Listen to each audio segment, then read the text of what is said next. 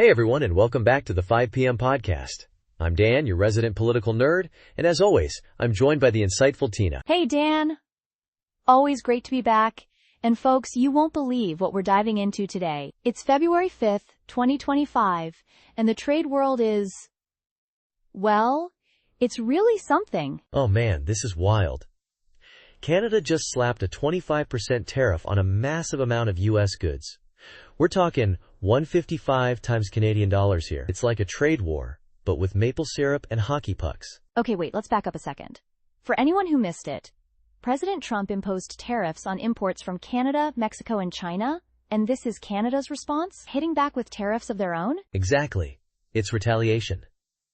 So the U.S. put these tariffs in place, and Canada's like, oh yeah, we'll see about that, and they've come up with this two-wave tariff plans.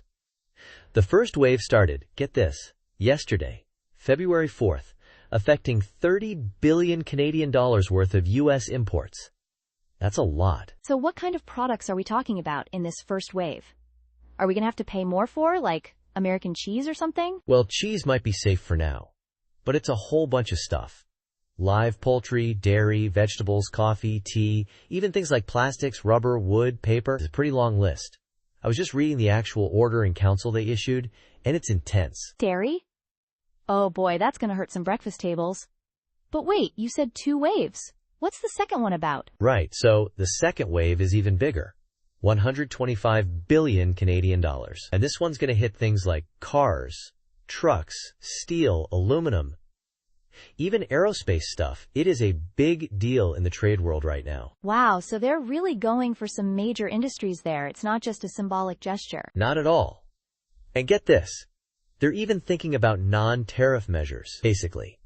Basically, they could restrict exports of things like critical minerals and energy to the U.S., or even stop American companies from bidding on government contracts.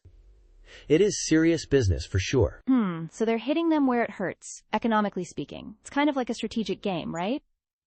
But what's interesting is that it's not just the federal government. I hear that provinces like Ontario and British Columbia are taking action too. Oh yeah, the provinces are playing hardball. Ontario is pulling American products from the LCBO, which is their liquor control board, and BC's doing something similar, even targeting what they call red states. I mean, I get the strategy, but won't this hurt consumers in both countries? I mean, higher prices, fewer choices? It doesn't sound great. It definitely could. I was reading a survey where a lot of people are worried about prices going up, and, small businesses that rely on U.S. imports are scrambling to find new suppliers. It's going to be a tough adjustment for sure. So what happens next? Is this the new normal?